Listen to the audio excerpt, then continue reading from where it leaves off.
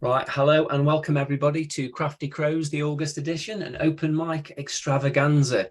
And we've got a truly international audience tonight. We have got a full open mic list with two reserves on, and we'll see how the night goes, and hopefully we can cram everybody in. So, before we get started on the open mic list, there's a couple of housekeeping rules. Can I ask everyone to stay muted when we're reading, just as a courtesy to everybody who's reading?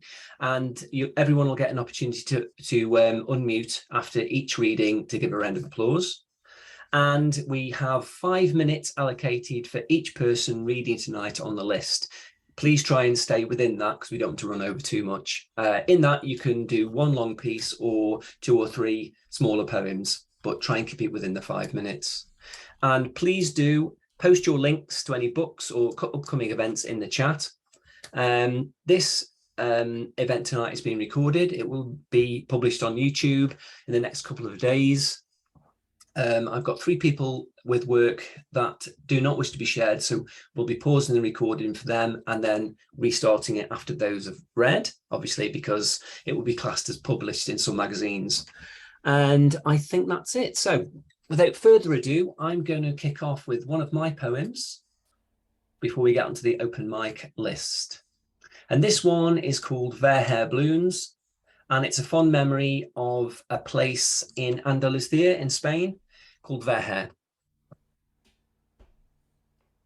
A whitewashed snake crowns a tree-filled range where majestic storks make maraca calls in telegraph nests.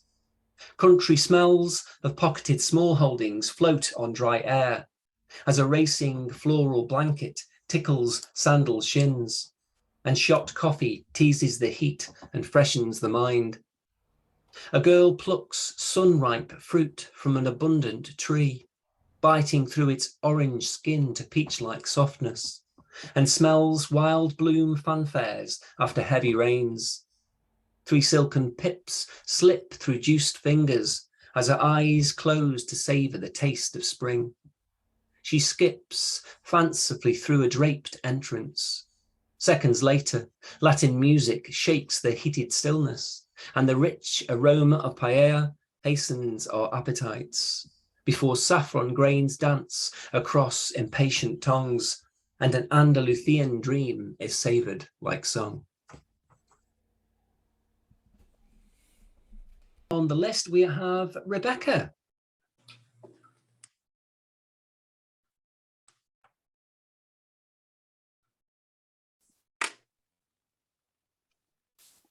Let's see.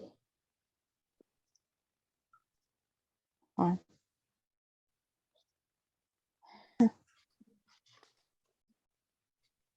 My first one is ravens. A part in history and myth they played well in. Their inky black wings stained the pages of humans' connective stories. Once as heralds to a wise and wandering god, King Odin, god of poets and knowledge, heralds they were of memory and thoughts, which they whispered to him at day's end. In Greece, oracles of fortunes, messengers of fate, good or ill, sat 2 upon the sun god. As scavengers and ill-begotten omen clings to them, messengers of ill fate, dark muse of tragic writer, looming upon a bust quoted nevermore. Famed poem quilled by tragic author, its message in shadow lingers into modern day, still inspires.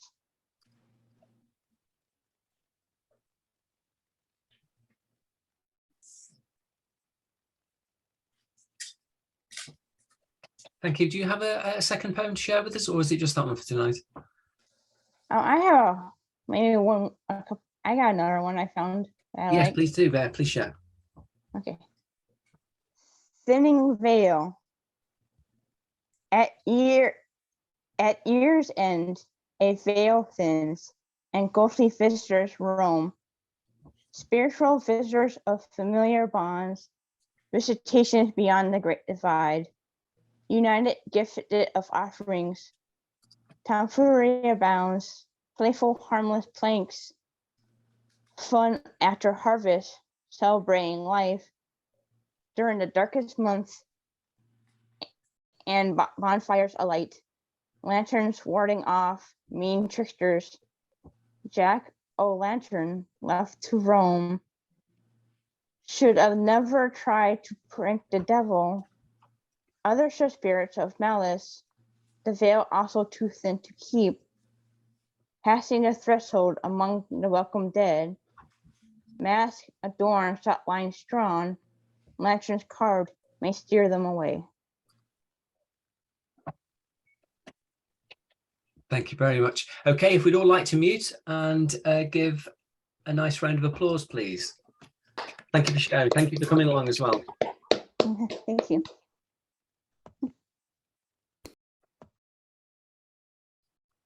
Okay, so next up we have Dee Allen.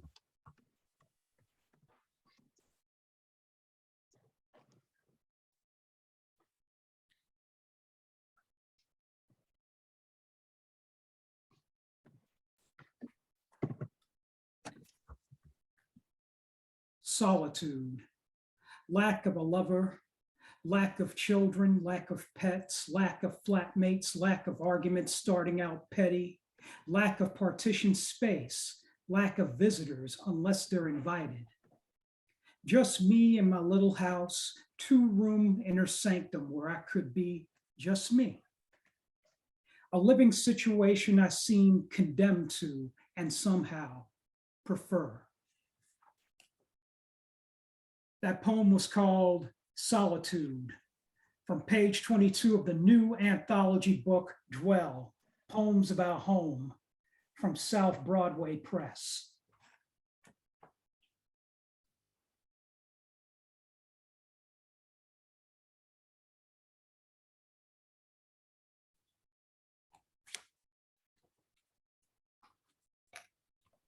Being Black shouldn't be a death sentence. Rusty gallows. Reddish brown corrosion covers the whole goddamn structure like a filthy blanket. With so much widespread decay, this old tarnished bridge should have collapsed from crashing waters many floods ago. By some fluke of nature, unscathed by time, it still stands above the muddy Chickasaw River in Chabuda, Mississippi. Once a passageway to a long forgotten Clark County destination. Twice an implement of execution like an iron crucifix. This is you. Skull and crossbones etched on the bridge's base. Cryptic warning meant for anyone unlucky enough to cross it and the invisible line away from their place. Between both world wars, unspecified parties. Nah, let's rephrase that. Haters strung up faux boys, 2 girls, both pregnant.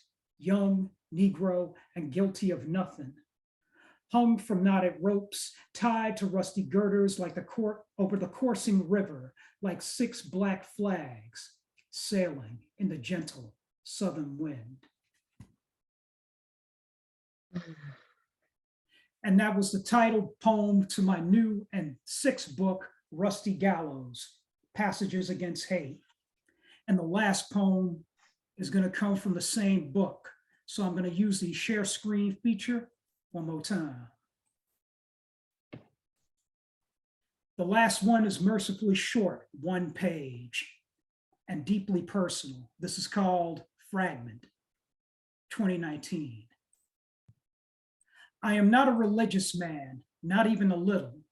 The Bible of Christian love teaches hatred and violence. The very thought of walking into a church and facing all those sharp-dressed hypocrites make my stomach do somersaults. And prayers from the heart often go unanswered. Strangely enough, what prayer waits on my tongue? It won't be a prayer wasted on an absentee deity. It will instead be an appeal to fellow human beings, and here's how I'll release it. Judge me not for my looks, but for my deeds. The color I have is no crime.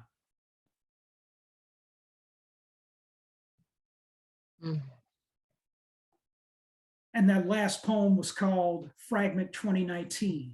And those last two poems come from my new and sixth book, Rusty Gallows, now available from Vagabond Books. From this mic to your ears, I'm D. Allen. Thanks for listening.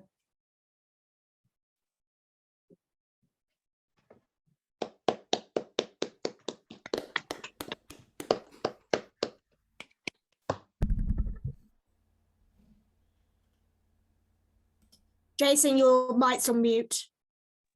Okay, right. Okay, so sorry. Next we have Swango.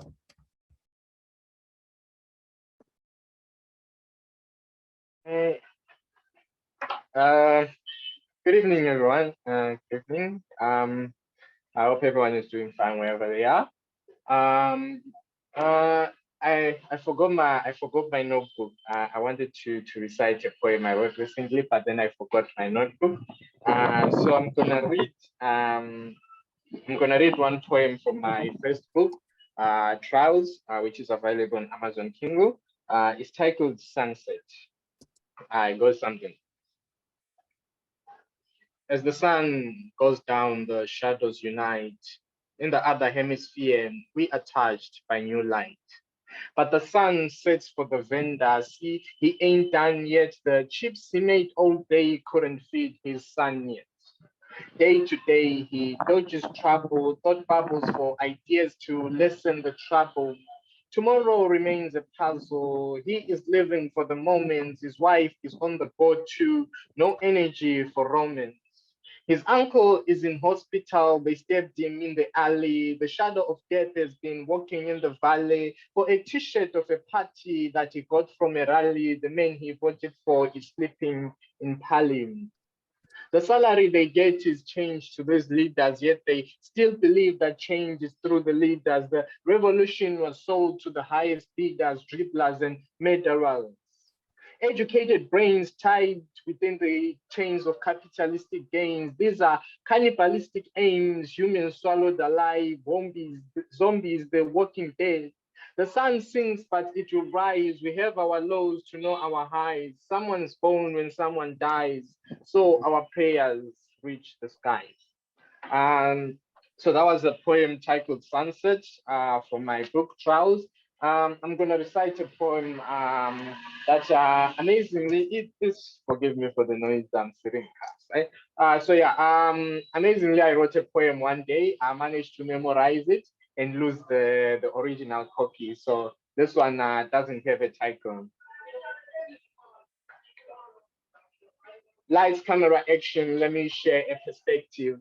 400 years of oppression and we are still scheming. We are not dead, we are alive and kicking, still working hard to free our people, staying true to ourselves like Kunta Kinte, putting out the damage fueled by religion, healing the scars inflicted on our ancestors. A luta continua, comrades. The rebellion will end the day we rule ourselves. The rebellion is no longer against the white men, but against the black men who went to war with the white men, came back victorious, screaming, yeah, my nigga, we got the land, only to shade between himself and his friends, neglecting the people. See, I don't believe that colonialism ended in 1918. No, it only changed faces. Do pardon me for not celebrating April 18. I was born on November 1897, but no, I wasn't born free. I survived Robert Gabriel, but no, I'm not sure if I will survive it, because every day I find myself writing letters to him, asking what he meant by Second Republic, legalizing freedom of speech. But when we speak, they snatch us from our kids and mercilessly beat our bodies. But no, we'll never conform to the system. If we do not change it before we die, trust me, we are going to manipulate it so that the ones who come after us can pick up and continue the struggle until all evil is eradicated. Peace. Thank you very much. Have a good evening. Great, thank you, Swango. And if we'd like to all unmute and give a big round of applause. Thank you very much. Nice to see you again. Okay, so next up we have Tiffany Dansby.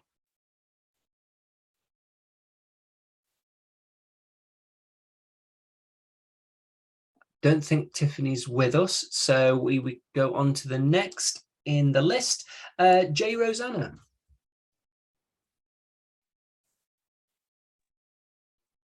Hello, everyone. Can you hear me okay? Yeah. Thank you. I'm going to do two for you, if I may. First one is called Cosmos in the Closet. What can be said of the closet? Its hidden trove of emotional treasure, bleeding out into the bedroom, but seeping into our headroom. This strong box with weak doors protecting worlds from intersecting. Perfume and nail polish filling the air between hunger and anger, and meteor showers and cries between shirts and skirts. It's not only our safe space, but war chest and spacecraft, preparations for launch and ammunitions for combat. This tiny crawl space finds us huddled up small, trying the back wall for snow and lampposts and imaginary things like acceptance. And we find a cosmos of hidden treasure to discover between us, and yet we become inanimate, free of gravity, we float between worlds, still, yet bursting with life and treasure, a curious wonder. As for closets and wardrobes built from glass and metal and wood and dreams and hopes and plans and love, and billions of years of evolution and discovery to reach this point, this fulcrum, right here, right now, wondering if anyone, anywhere is listening or will even try to find us and try us, hold out a hand and embrace us and accept us, or leave us hanging here in this space, orbiting dreams of what could have been, pulling rainbow ribbons from our hair. So what then could be said of closets, of our hopeful exit from refusal and denial, as we pack light and await departure, defying gravity itself through sliding doors, while mirrors reflect our maybes and no mores, and keeping our hopes close to our ropes. And there we're found against the back wall, standing tall, refusing to fall, but grasping desperately onto our hopes and dreams of one day, emerging through them. Thank you. That was my first one. My second one I haven't done for a while. It's called Venus in a Teacup. She's a human, a librarian, a humanitarian human. She's born of the cosmos and yet delivered to Mars. She's outbound to Venus, marked with a journey of scars. And almost halfway between a collision, a mistake, and she crash lands on a blue-green world of judgment and hate. She tries her best to blend in, but she daydreams of the stars, of the place known to her heart a very long way from Mars. Because she's Venus in a teacup, born of love and tragedy, spinning clockwise from the start, standing out her hope and heart. She stacks books by subject matter, all aligned first to latter, within genre and within kind, but her memory fills her mind. She was headed out somewhere, with dreams sometimes somewhere far out there, and those faded chapters float away because that old bookshop has gone today. She pauses at astronomy, inner planets, Mercury, Venus, Earth, Mars, she has a memory. She remembers once when she was he. Because she is Venus in a teacup, she's all she needs to be. She bravely tries every day to help this blue-green dot see. And she looks long to the night sky, up to the bold shooting stars, to anyone far out there who's also headed from Mars. She dreams of life on Venus, accepted there as herself. Instead, there's a chasm between us and her own memoir, sits on the shelf. And while she waits, biding time, and while she longs, she earns a dime, ambling forth every wrong, she sings her distant song. She's Venus in a teacup, stuck in a self-obsessed world, traversing the middle ground whilst angry abuse is hurled. But she presses on through the hurt and she endures the pain, but so little by little ignorance drives her insane, until she reaches the edge and finds her final beyond. And yet she wishes all well and ends her lonely song. She's Venus in a teacup, orbiting dream worlds contrived, and with just a little room she could just perhaps thrive. But now the books all turn to dust. Now Mars is covered with rust, and Venus can wait no more of that girl from evermore. The ultimate punctuation of her final uttered word, of her very last sentence, a silent voice never heard. She was Venus in a teacup, but she left as she arrived, hopeful that with acceptance, Venus just may have survived. Thank you very much. Thank you, Jay. Thanks for joining us tonight. If you'd like to unmute, please, and show your round of applause, please. Thanks again, Jay. Okay, so next up on the list is Damien Walker. Hello. I'm the author of Taking a Stroll with Mr. Sidewalker.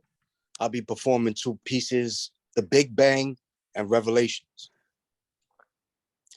In the beginning, a force containing 300 sextillion celestial bodies afar bursts and disperses stars, planets, and moons. A celestial body motions through space, steadily burning itself to exhaust. It decreases its spin, releases gas from within as it suddenly rotates at a halt. Vapors rise and expand, producing clouds of precipitation, which rapidly covers its dome. A visible body falls from the sky, covering 72% of what's shown. Channels of air derive from its surface, making waves the first who have blown. A liquid-like substance attaching combine, compelling the making of clones. Swept seeds sprout flowers and trees, chirping although soon to have flown. A fetus pushed by its tide, bear witness with eyes constructed within skeletal bone. Eggs burst, swimming in schools of vertebrates which breathe through their gills. Other life is released from a slit, obtaining its breath as it spills. Quakes slowly begin to tremble as mountains of dirt and ice begin to form. Punches of melted rock laid with hidden beneath the surface, heated by the source of its core. Radiation nourishes its life by day as the night sends off its gravitational pull. Let's now turn the page and take a look at the day of finally when the earth stood still. The core of the earth had ceased to bubble as it discontinued in its rotation. Half of the planet remained cold in the dark as the remaining contained sun's radiation. Lava spurted through volcano tops as ice caps began to melt. Mudslides had begun to occur as avalanches steadily fell. Hurricanes, tornadoes, clouds, and birds discontinued to exist in the sky. There was no longer a breeze of air. It was as if the wind had just died. 1,000-foot waves washed up on shores, crushing everything in its path. Life consumed, deceased were billions. There was no question if this was God's wrath. Concealed in the darkness, where the sun was no longer found to glow, rain, hail, sleet, snow took by storm this portion of the globe. Trees shattered like glass as glaciers shook and they cracked into pieces. Animals and people were frozen in ice, their eyes fixated like true believers. Half of the world was set on fire as the remaining was frozen spills. Stars and planets came together as one by the force of that mighty one's will. Thousands of rainbow-like bridges were released from this humongous energy of light. Souls by the millions began their ascension, prepared for what was known as a flight. With the final souls gathered on, there was nothing left but empty space. The paradise ball of energy whisked off, not even any evidence, no trace. From the earth's alternation of being so hot and yet so cold, the earth's surface began to break away, finally begun to explode. Explosions had begun to cease as what was let up was its final boom. The remainder of the earth, positioned in space, was now left in the form of a moon. Thank you.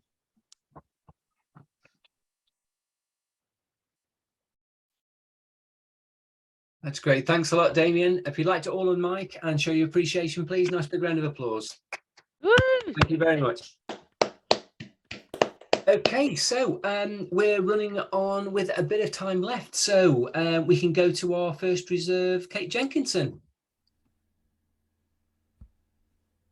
Okay, wasn't ready for that. Right, I am ready.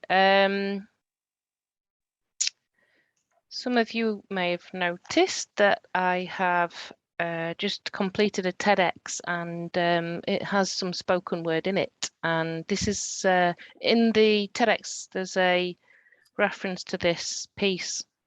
I'm going to do the full piece here, but it's an excerpt in the talk.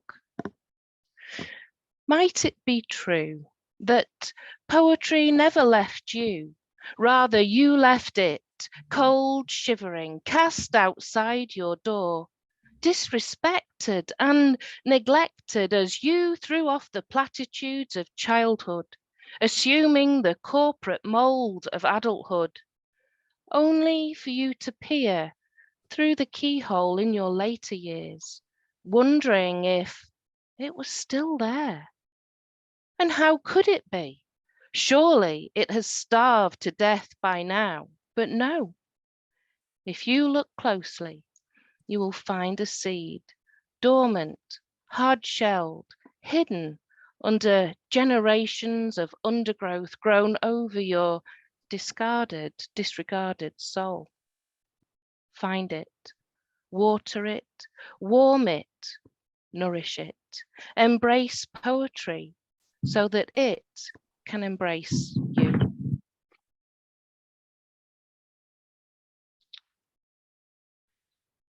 This next one is called Triggered. It's a new piece, so I'd be interested to hear what you think. Fight or flight? I thought the choice was binary. No one told me there were three. I would freeze and not recognize my own distress. Think I was too emotional, too sensitive, whatever label others saw. It didn't fit me. But silence, apparently, is a resounding yes. Freeze sounds like silence, looks like acquiescence, a yes when nothing is said. Whilst I'm projecting cool, freeze feels like a boiling turmoil. Freeze feels like an escape of air filtered through gritted teeth. Freeze. No words for this emotion. It's a frustration of conflict. I don't agree. I don't agree, but words evade me. I freeze, forget to breathe. Breathe. Breathe deeply. The introvert in me needs time to think. Silence is not acquiescence. It's a deathly panic that is one step removed from rigor mortis. My grin is panic at the thought of this. Silence is defiance. No, not this. Silence is resistance. No, not this. Silence is trying to make sense of an experience no one can feel but you. It's a black hole, deeper than an ocean rift. You can drown in silence.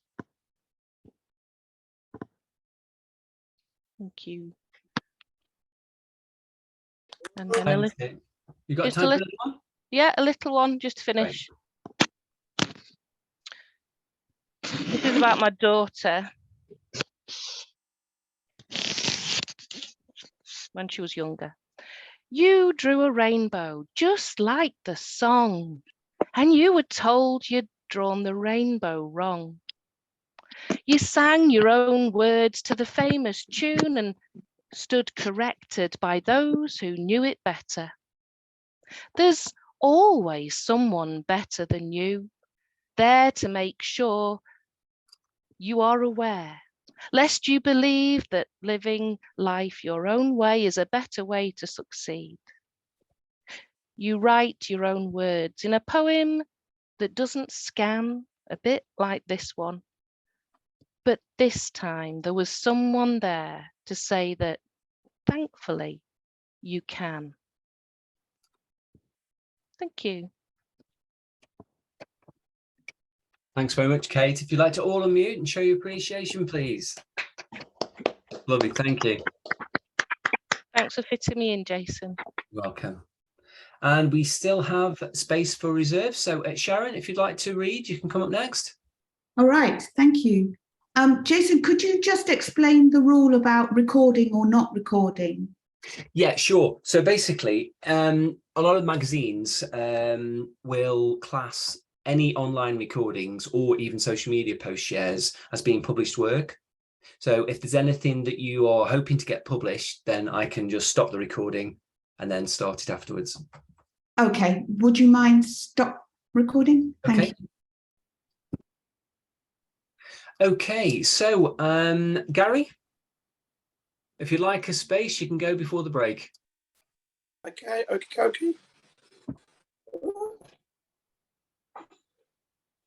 Right. Good to see you all.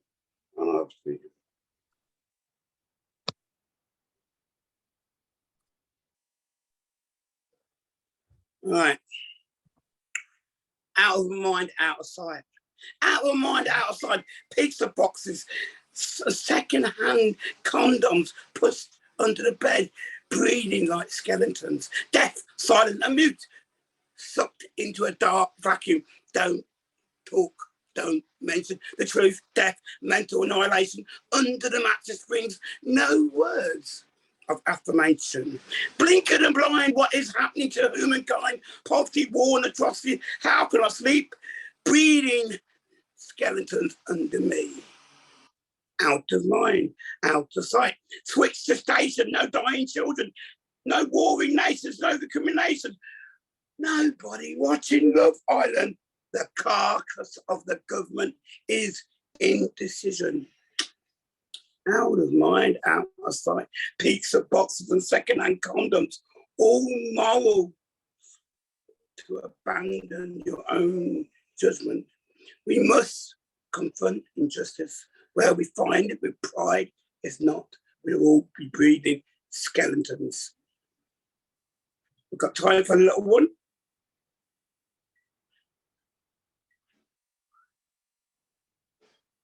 Got time for a little one? Okay.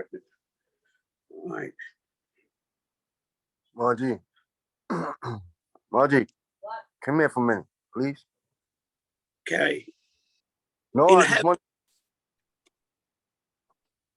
This poem was done to celebrate people who are in rush. I am not the author of my own storm. Like wind in the willows, the words were written before I was born. The accents spoken into the microphone were given to me after fleeing from a tornado. I inherited that word to a sanctuary I call home. Every day, I am blown away by the way the bad apples fall on the ground, and I may sway, but I can always stand up when I'm knocked down. I've inherited the wind of so many dreams that fade away. When my father put his wet finger in the sky, I feel the same cool breeze across my face, what whistles and tunnels from ear to ear. The changeless hot air engulfs a replica same gale, filling up this large sail that brought him across the seas. For me to inherit a windfall of dreams, I come in and out with the tide. I rustle with the leaves. I roll over like rust tumbleweed. It blows me uphill in all my trials. Through the fence since I'm down, yes, they are down. I am in awe of the power of the truth of each boundary line. I'm talking about the storm inside you and me.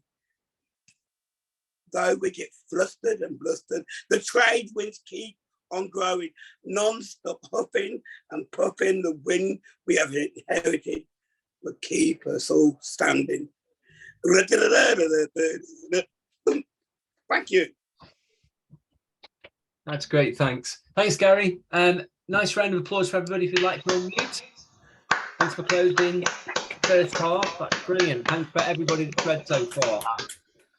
We're going to have a short break. We're going to get back started at 8:05 UK time. You can unmute, you can go and get a cup of tea, but please feel free to continue chatting in the break. Thanks very much, everybody. Right. Thanks, everybody, for staying with us for the second half of Crafty Crows. I'm going to do a short poem before we get into the running order for the second half. I'm going to do a few announcements first before I do the poem. Coming up on the 7th of September, the next Crafty Crows, we have Bill Lewis featuring with Ivor Daniel.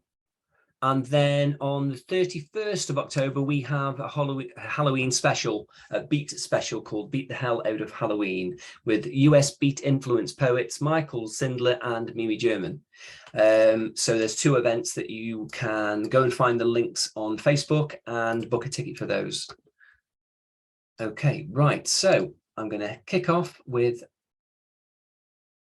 an eco poem that I wrote yesterday, funnily enough, thanks to Carlos for the cue of the haiku in the Gloucestershire Poetry Society Facebook page, and the theme was summer, and this is called Sunburn, and there's references to climate change in this.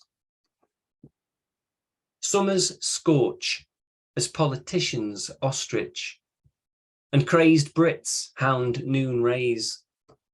Very red flags to feel 1.5 degree burns.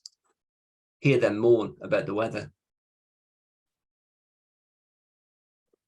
Okay, and my final one before we get into the open mic is about the right to trespass, basically, the freedom to trespass in England. There's great swathes of countryside and open land that is privately owned and restricted to access, and this poem is a response to that. It's called When in Rome. I squandered lonely as a cloud, all paths cut off, no open ground. The right to roam stripped for all, with warning signs in trees that fall. Too much fence and walls of stone to jigsaw fields with mother's bones. Till the many rise, free man-made binds with nature explored, not just in mines. I dream to weave through woods and fields, swim lakes and rivers, bathe their yield. Take back the plots from those that hoard and gift green treasures to us all. For what's good with grass that's locked away, when all should wander, dance and play through treescapes here and grasslands there, the freedom to wander without a care. In waterscapes, through pathway gates, step mounting stairs and great escapes. For no place should be our fear to tread, with no soil to sit and break our bread, no boot to mud, no crack of twig, no inner child to buck and kid, no liquid play in pools of pure, no wonderlands to be our cure. It's time to ease and equal share our verdant treats with feet to dare. Let's educate the need for change, to have a world without fixed lanes, where gardens bloom in children's hearts. That's where the seeds of conservation start. Our earth must switch from being owned to boundaries erased and sins atoned. Unbalanced rules we must reject, to level our blinding disconnect, with eyes wide open to soak in awe, to discover sights with time to stall. Can we embrace our views as far can see, one land that's open, loved and free?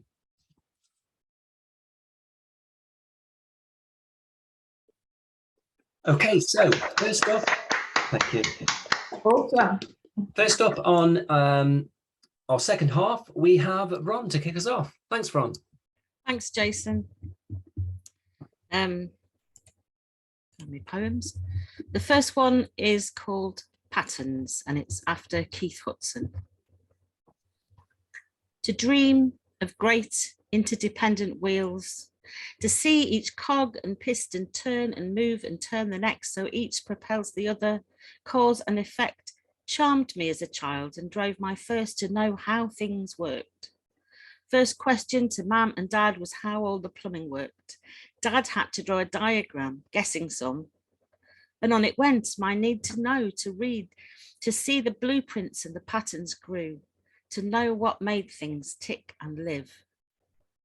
I was so sure it was patterns, patterns through and through, times table, magic chanted, periodic table enchanted by neatly ordered sequences of each same small part producing difference.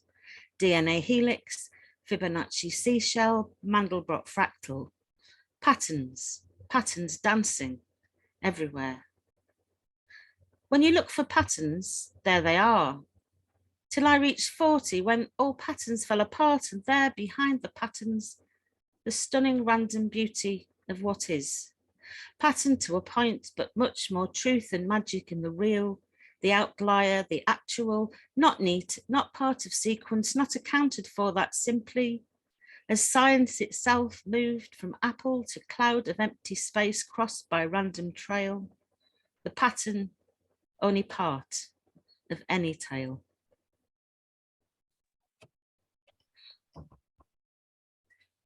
The next one is set in Cornwall, and it's called Goodbye to Martyjuice Cave. The air tastes of salt. Gulls wheel and shriek. We approach along the smooth, wet, sandy beach, coat zipped up. Sharp breeze riffles hair. Smells of fish, seaweed, decay. Grey clouds, white flecked waves breaking, sucking, breaking. We climb up on the rocks. In that stony face rising from the sand, an aperture above a striking rust red streak. I take the torch and step inside, into shelter. Surface sounds recede, a slow, resonant, booming rhythm fills the whole space. There's a low rock at the back. I sit, feel the invisibly red stream flow around my feet, deposit iron, carving a channel on its rusty route. The seaward view is a lens, a leaf, bright fish bladder in the dark rock. When I stand in that space, the lens becomes a keyhole and I a key. In the spring, we come back and it is gone. Rocks tumbled as though it never was. The cafe owner said there had been a fall, burying their famous to Martyjuice Cave.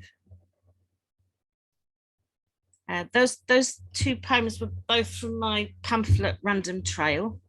I'll put a link in after. This little one that I'm going to finish with is forthcoming in the marvelously titled potato-themed publication Tatty Zine, which specialises in potato poems. And this is called A Tidy Crop. I dreamt a poem about a potato. It slipped through the fingers of my brain in the time it took to reach for pad and pen. It was a great poem. I want it back. No, I can't remember it. It was full of pith and meaning, magnificently tuberous, rooted in the deep soil of dreaming. Come back, potato poem. I want to write you and all the other potato poems. You could have been a tidy crop in my small paper garden. Thank you.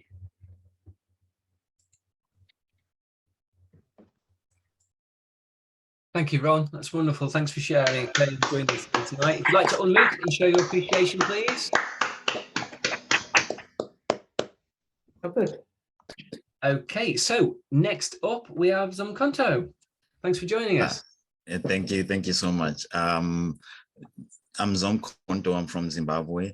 2 days ago, we lost an icon called Konti Mhlanga. He was a theater, one of the best arts directors ever, and so critical to where I grew up. And so the first one will be a tribute to Konti Mhlanga. There is no art in tears, but Africans are still colorful, like art when we cry. We roll on the ground as if asking the ground directly with our skin why it cannot just close up again and dig itself and grow flowers like other normal soil instead of swallowing them up as rats in open graves. Some of us let out such piercing cries that God themselves hide for the afternoon in shame, until we call God's name and tell God, no need to hide. Yamgela umntu wakho, selfaneleni. You're now fit for each other. In another reality, perhaps a life policy would be paid out in actual days saved when one was alive. Savings that buy you an extra day. Savings kept in a joint account owned by all those that invested in your well-being. A kiss here, $1 there, a prayer sent from when life tested us, sent from within, without any strings attached to a grenade pin. Wouldn't it be cool to know that for each year that one lived, they accumulated enough days to come back and breathe just one more day, according to the investors? Just imagine how well we would treat each other, knowing that the ones who left for the other realm can only be accessed by those who invested in their joy, and that those whose guilt wore a miniskirt after they were gone will not have a claim in their name, or even a single second borrowed to start all over again. There's no art in tears, but Africans are still colorful like art when we cry. We rip off our clothes as if to expose the world to the nakedness of our grief. Because now who will clothe us after we have overused these ones that we are putting on now? Ngubani?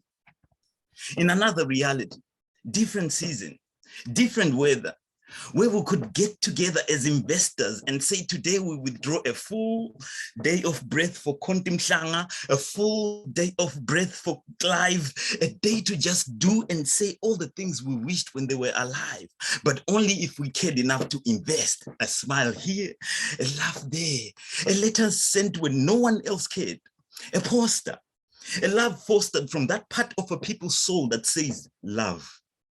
A love that endures hand in hand like Amakhosi and Makokoba.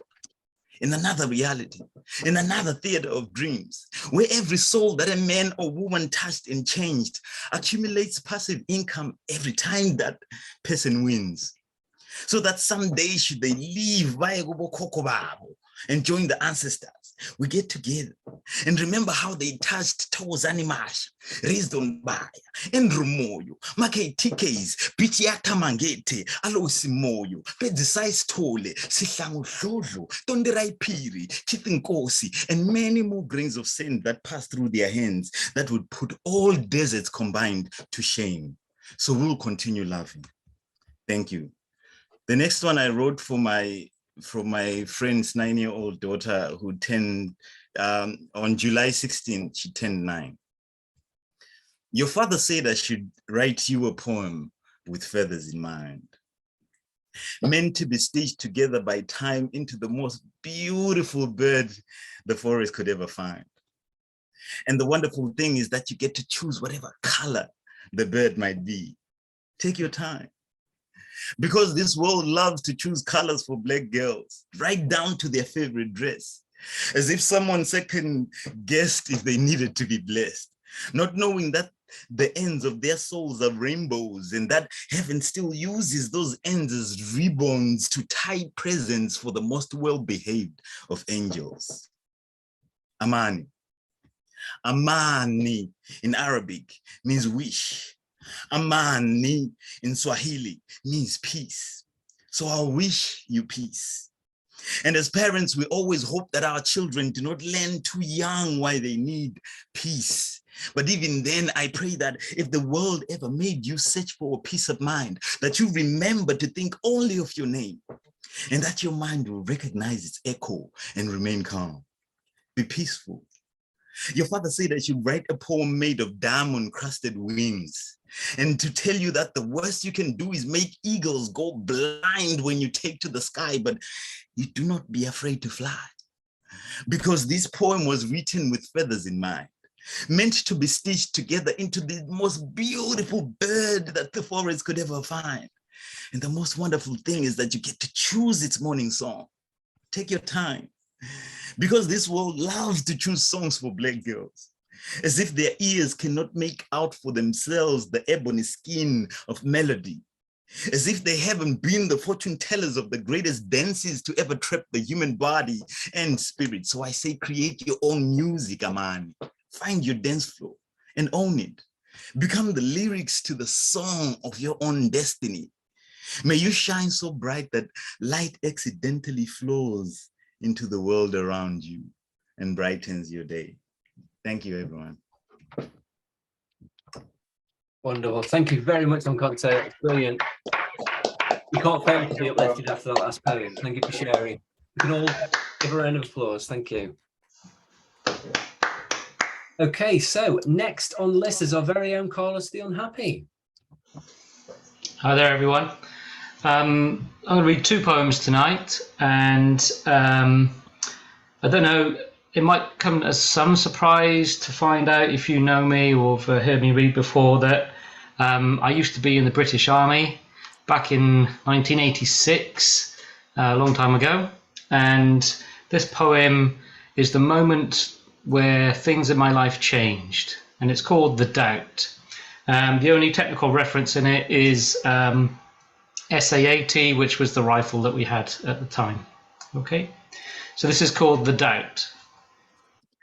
Lying in wet leaves in the forest of night, not dead yet, just sentry duty. SA-80 magazine full of blanks, I yawn bored of the moon. No sleep yet, and eyes itchy with rising doubts of my soul, when she emerged, silently stepping out of the pre-dawn darkness, the pre-dawn soundlessness of no birds, a fox. She drew closer. What do we do?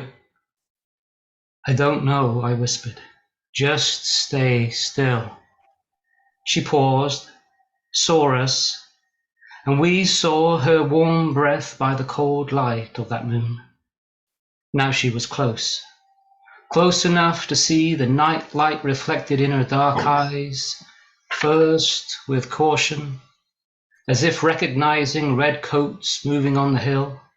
Then it seemed straight into my green-black camo painted face.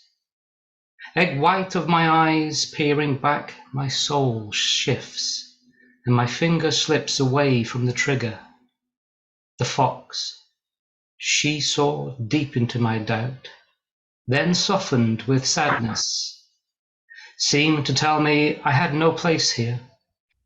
Of course, that's rubbish, but her spirit in that moment unsettled my soul, disrupted my being. Got my red beret in the new year, but could see deeper red coming. Northern Ireland with live rounds. Not me, not my war, stilted or otherwise. So swallowed instead the shame of quitting for home, found cold welcome that I had no place there either. Back in Chepstow, the Chinese spewed bright white light on the late night path.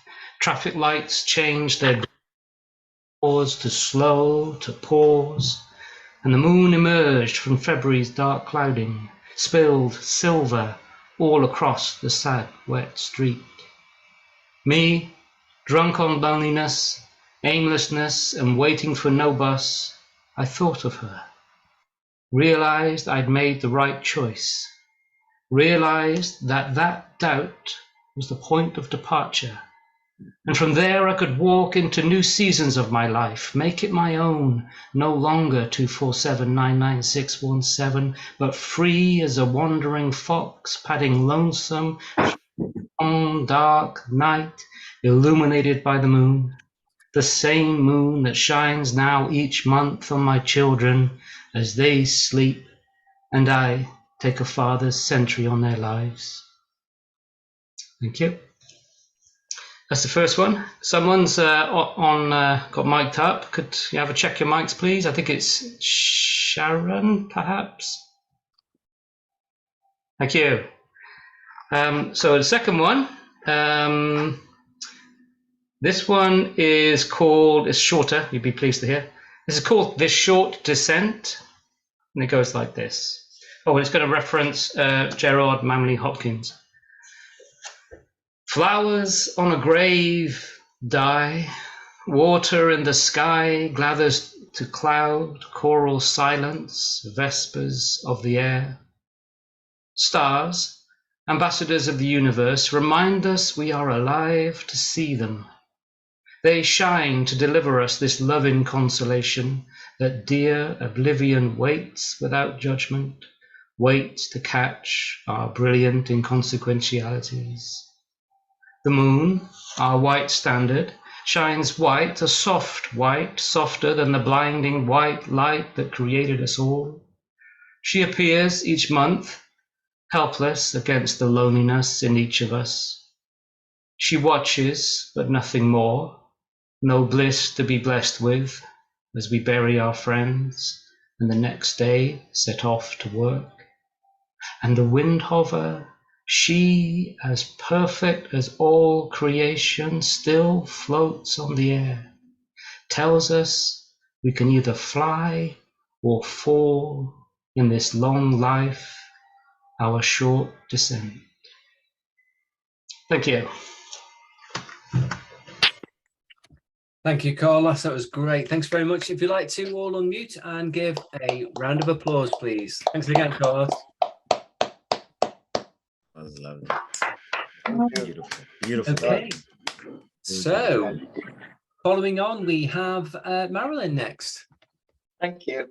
My grandfather was a Yorkshireman, and many, many years ago, he told me how each valley in each of the dales had got a variation of an ancient counting rhyme for counting the sheep up to 20.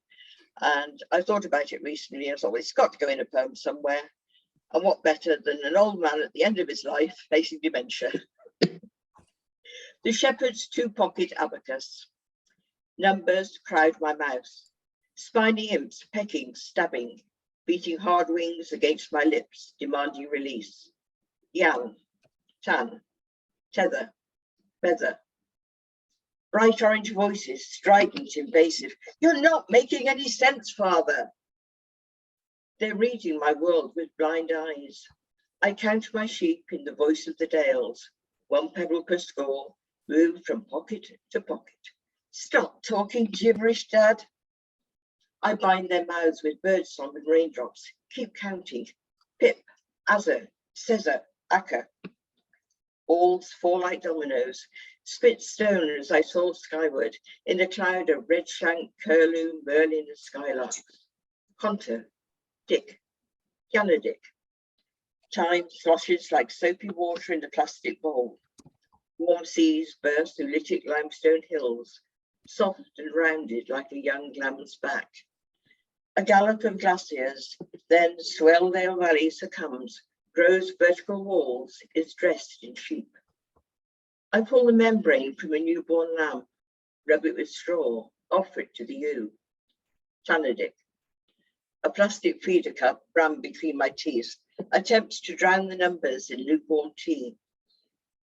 My daughter's eyes are heavy with questions.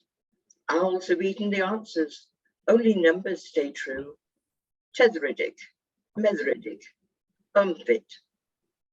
Gather a heart full of Swelldale flora, cowslip, yellow rattle, globeflower, pignut, cranesbill, knapweed, lady's mantle, melancholy thistle, yanabum, tanabum, tetherabum, metherabum. Thread them onto spider web, watch and wait. Listen to the trickle of minutes across the grass. I thought death would be more skeletal, mottled, not young and fresh, shiny as its stethoscope. We smiled. A Swelldale ewe, black of face, the solemn now, accepts my garland around her curling horns. White laterals encircle her nose and eyes, glow like mini suns in my brand new sky. She is Jigget, the final one, my 20th, my darling, my last. I transfer a pebble to the other pocket, register the tally. I am done. Let Swelldale wind sing my ash. Yan, tan, tether, mether, pip. Thank you.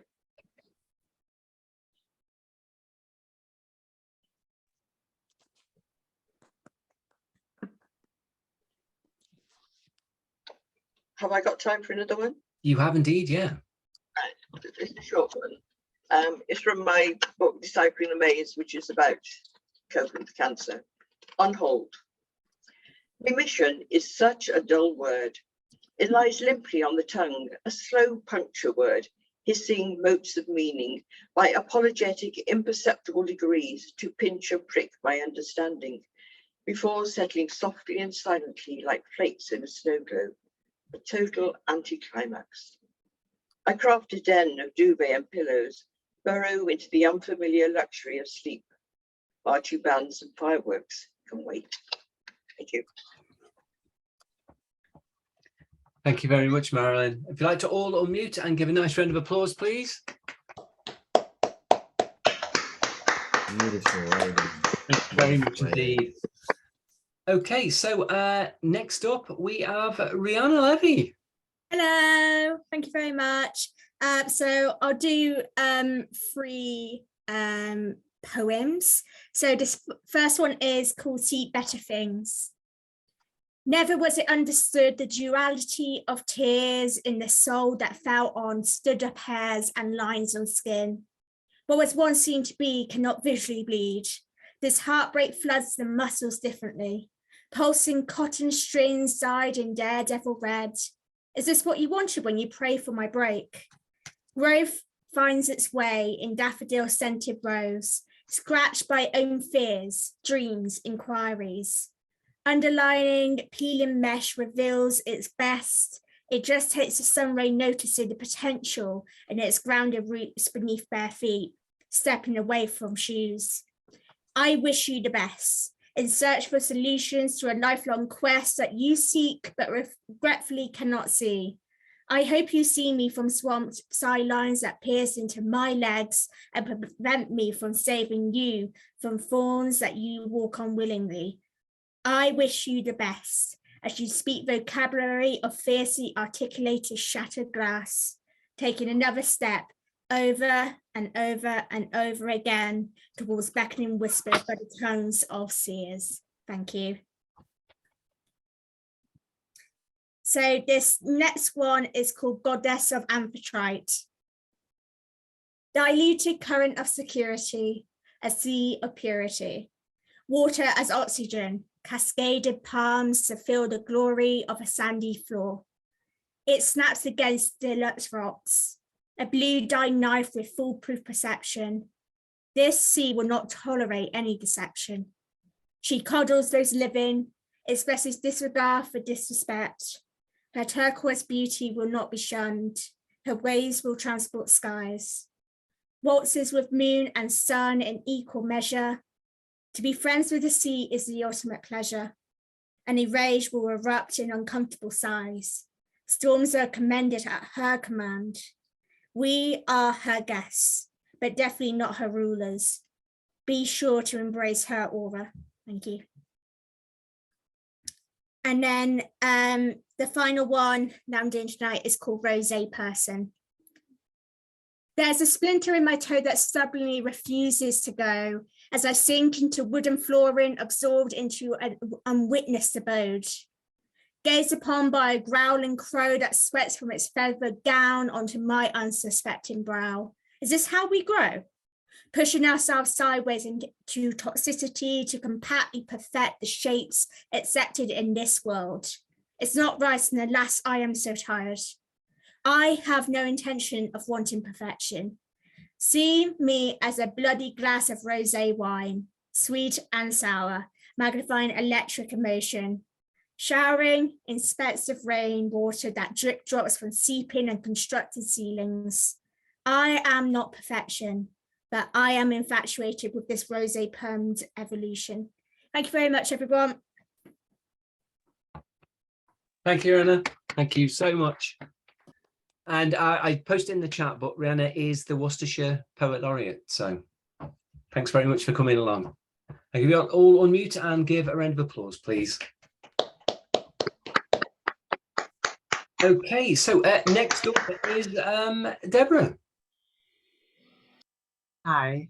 So I have 2 really short poems that I wasn't actually planning on reading. I was just going to listen, but Jason's very convincing. Okay, so this one is called Colors, and it's because I went through a life event that it seemed like I wasn't seeing colors until it was over. And once it was over, this is what I saw, or what I wrote about. Do you see the beauty of this color? Is it clear? There is a beautiful spot everywhere, except beyond the iris. You shade life with the breath of trees. When we drink you in, everything flows. But is there a sound emanating from your heart, where we feel the smoothness of your lines? makes touching you divinely inane. Through our nose, sordid smells have escaped to be captured on the palate we call the sky. We hunger for you through cheap recreations on our clothes with large buttons and luxurious lapels. Flowers are the friends of your greatest works, as are the birds and the bees of the ones we call artists. Cuts reveal you as from red to dark you become, as coats of yellow and black stripes fly straight toward the sun. You're their protector as you reveal the nectars that our tongues would never delight to suckle. Without you there to paint the picture for us to see, as our greatest gift to be seen but never heard. Thank you. So that's the first one. It's short. And this one is called Oh Baby. And I wrote this for a friend after they found out that they were approved for adoption. Babies appear unknown, but are not brand new, here for a purpose with something meaningful to do. Looking at them, you grasp a special view. They're seeing the soul of God smiling at you. Your daughters come here with ribbons or lace, needing the hugs from their mother's very warm embrace, brought to you vicariously through all time and space. As part of a close-knit family, the most unique place. Many have gone through extreme measures and costs, for without one, they thought their marriage would be lost. Now toddling around the safest house on the block, as you watch them grow, as fast as the hands on any clock.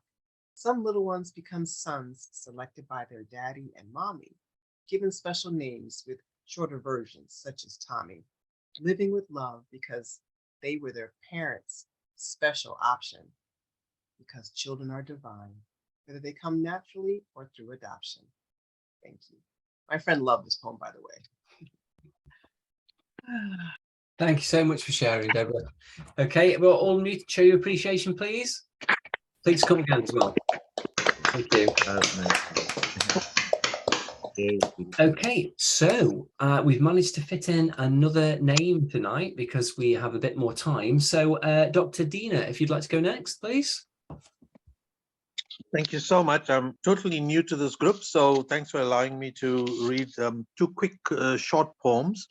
The first one is called Greed, and it was published in 2018 online in a magazine called Glomag.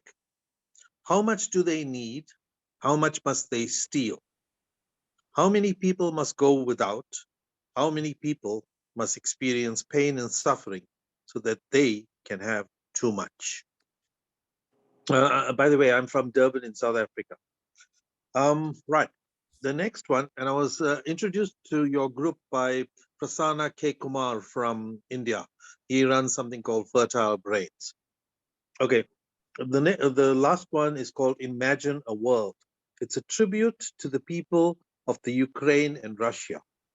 Imagine a world where the warriors are infused with wisdom. Imagine a world where sagacious soldiers, in their hundreds of thousands, refused to be invaders, ravagers, and murderers. A world where the patriots refused to put their precious lives on the line for psychopaths. Imagine a world. Imagine a world where the children are cherished, where the ladies are celebrated, where the men are worthy of love, where the elderly are revered, adored, and respected. Imagine such a world. Imagine a world where greed is seen to be as disgusting as war. Imagine a world where racism is seen as the purgatory of the retarded. Imagine a world.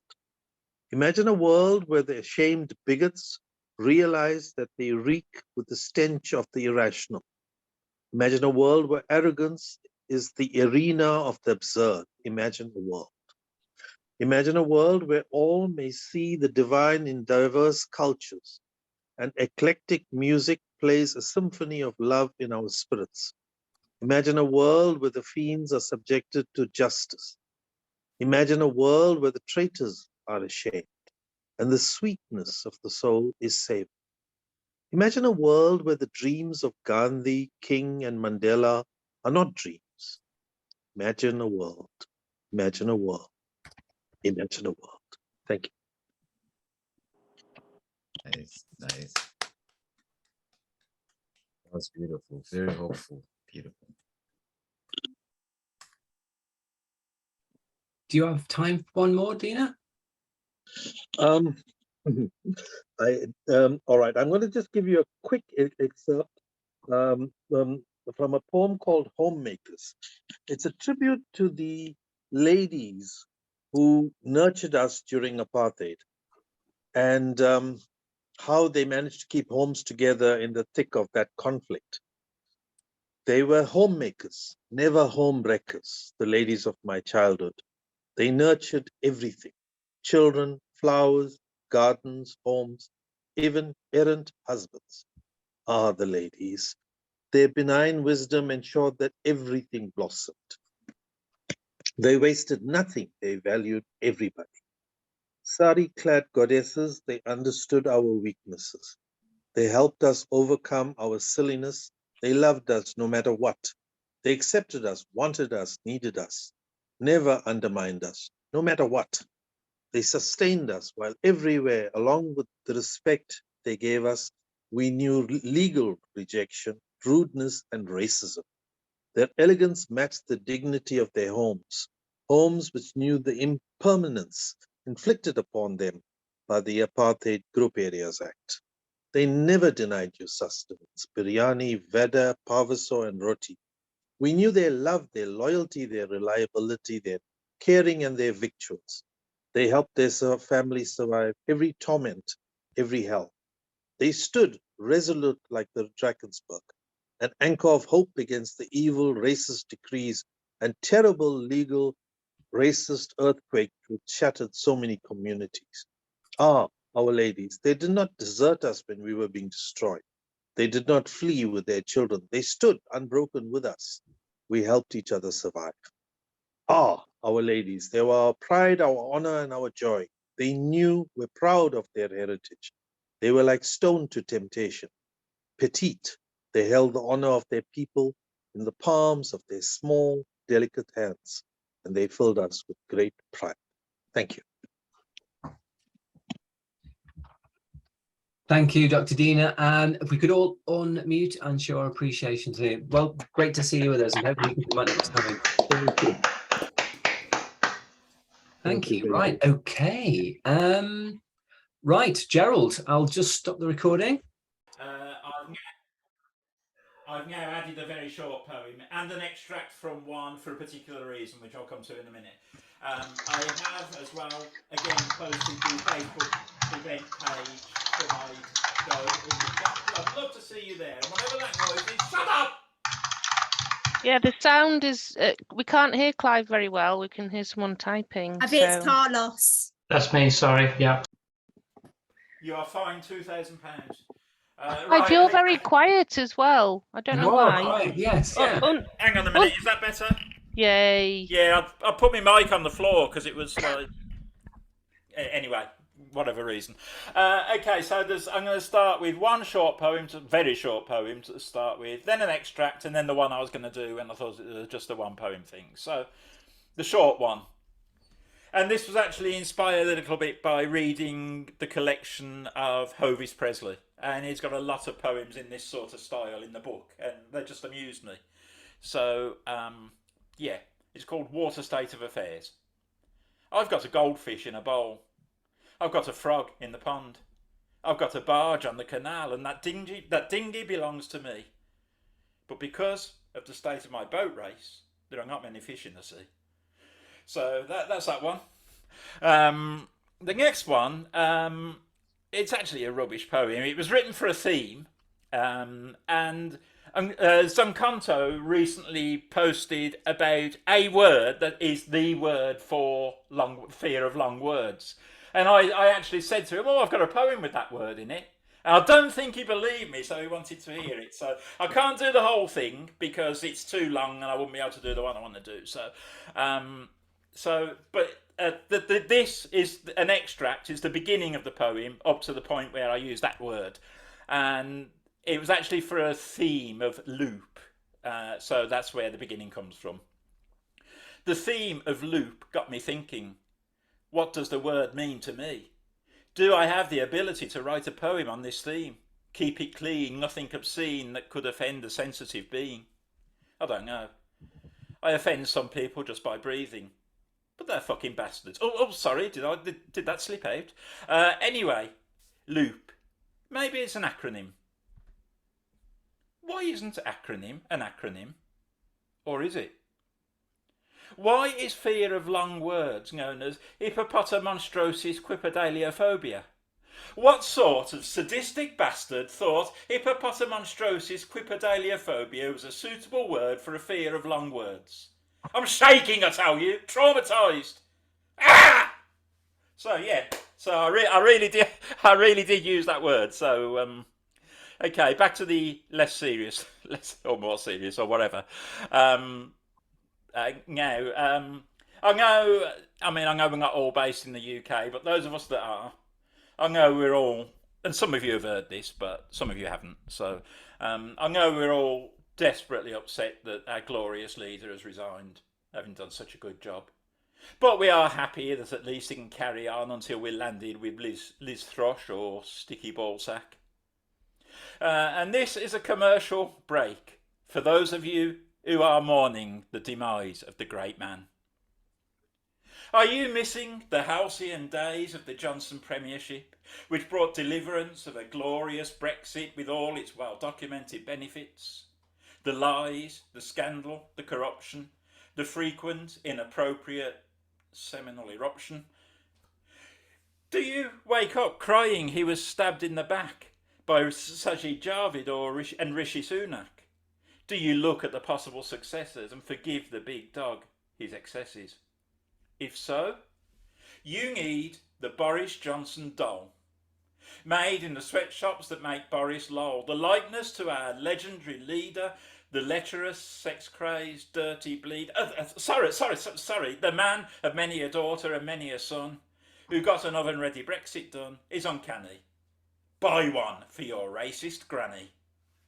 The Gonsoon, which is a registered trademark, is available to lords, ladies and working class no-marks, to constituents in the former Red Wall who voted to have themselves kicked in the balls by a privileged scumbag and eaten shit. Sorry, a man of the people, a man of great wit. There are 3 models of this tribute to a towering figure. On each one, the nose keeps getting bigger and bigger. The Red Wall poverty-stricken edition is, on our own admission, tatty and cheap, but there is a passing resemblance to the lecherous creep. Who wrote this script? To the man so worthy of hero worship. The head is painted yellow by a 6-year-old and resembles a mop. The powder for the nose, plain flour from the shop, and there is a ripped condom to stick on his cock. The mid-range model costs a few pounds more. The hair is made with genuine straw, and the inbuilt voice tells lies galore. Talcum powder replaces flour, and up the nostrils it is devoured. The voice spouts gratuitous Latin phrases and employs mistresses on fabulous wages on insensitive roles as controversy rages. The deluxe model can be bought for large sums of cash, just like the real sleazy piece of trash. Oh, sorry, did I say that? Well, fuck me purple. I meant the greatest leader since Winston Churchill. The nose powder is genuine coke, and the hair was snipped from the actual bloke. It says whiff-waff and riff-raff and bish-bash-bosh and feels entitled to get noshed off because it's based on a piece of shit and is incredibly realistic. So buy the Gonsoon doll today, a reminder of those heady days when the charlatan ruled and had his way with anyone willing to carry the kids he was willing to father but never acknowledge. But be careful with it, whatever you do. Whichever model you buy, it will shit on you.